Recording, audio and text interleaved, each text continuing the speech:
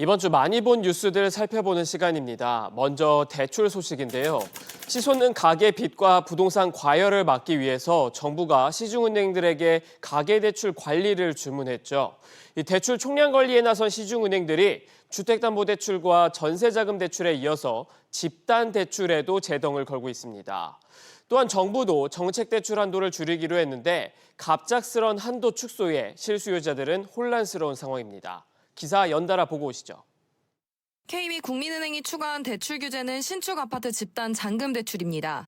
대상은 이달부터 입주하는 전국의 신축 아파트로 국민은행이 이주비 대출과 중도금 대출을 실행하지 않은 단지들입니다. 국민은행 관계자는 보수적인 입장에서 가계부채 관리 일환으로 이같이 결정하게 됐다고 밝혔습니다. 시중은행 가운데 우리은행도 앞서 지난달 9일부터 신축 아파트 잔금 대출에 대해 규제를 발표했습니다. 입주자금 대출 취급 제한에 따라 이주비나 중도금 취급 사업지 중심으로 운용하고 그 외 사업지는 제한적으로 참여를 검토한다고 밝혔지만 사실상 중단한 셈입니다. 이달만 해도 전국에서 입주 예정인 신축 아파트는 44곳, 총 33,290세대로 집계됐습니다.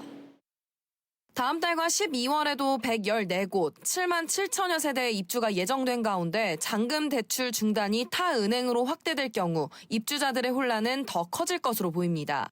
금융당국 관계자는 은행들이 잔금 대출 등도 DSR에 포함해 관리 목적으로 보기 시작했다며 리스크를 평가하는 과정으로 사업장별, 대출 상황별로 파악이 필요한 상황이라고 밝혔습니다. DSR이 40%라고 하더라도 여러 가지가 섞여 있기 때문에 대출 총량을 줄여야 되는 건 맞아요. 정책 목적용 대출이라든지 이런 부분들도 DSR에 포함을 시켜야 되는 부분도 맞고요. 금융당국이 마지막까지 미뤄뒀던 전세 정책 대출에 대한 총부채 원리금 상환 비율 DSR 규제 적용을 검토하는 가운데 연말이 될수록 대출 문턱은 더 높아질 전망입니다. SBS 비즈 박연신입니다. A씨는 잔금일을 한 달 앞두고 은행으로부터 디딤돌 대출 한도 축소를 연락받았습니다. 하루아침에 수천만 원을 어디서 구할지 막막한 상황입니다. 정도 잔금이 남은 상태예요. 은행을 바꾸지도 못해요. 저희가 이제 발품을 막 9군데, 10군데씩 가면서 팔아야 되는 상황이어가지고. 원래 80%에서 70%까지 하면은 한 4천만 원 정도. 계획대로 안 되니까 다른 데서도 신용대출을 더 받든 퇴직금을 땡겨 쓰든 그렇게 해야 될 것 같아요. 국토교통부는 최근 시중은행들의 디딤돌 대출에 대한 취급 제한 협조 요청을 했습니다. 대출 한도를 줄이는 반공제를 필수로 적용하게 하면서 특히 생애 최초 구입자들은 순수 80%까지 나오던 한도가 70% 수준으로 대폭 줄어듭니다. 기존의 최대 70%까지 받을 수 있던 이용자들도 실질적으로 이를 꽉 채워 받을 수는 없게 됐습니다. 다음 주 월요일부턴 5대 시중은행 전부 같은 규제를 적용받습니다.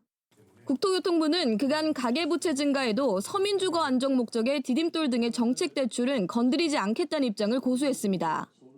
지난 8월 디딤돌 대출 금리 인상에도 기대만큼 대출 규모가 줄어들지 않자 우회적인 방식으로 대출 한도 축소에 나선 것으로 보입니다.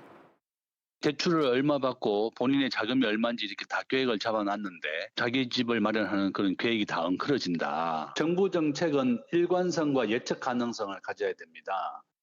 정부는 추가 대출 규제 카드로 DSR 규제에 전세 대출과 정책 대출을 포함하거나 이금융권으로 확대하는 방안을 검토하는 것으로 전해집니다. 다만 거칠고 갑작스러운 규제로 선의의 실수요자가 피해를 보지 않도록 세심하게 접근해야 한다는 목소리가 커지고 있습니다. SBS 비즈 오서영입니다.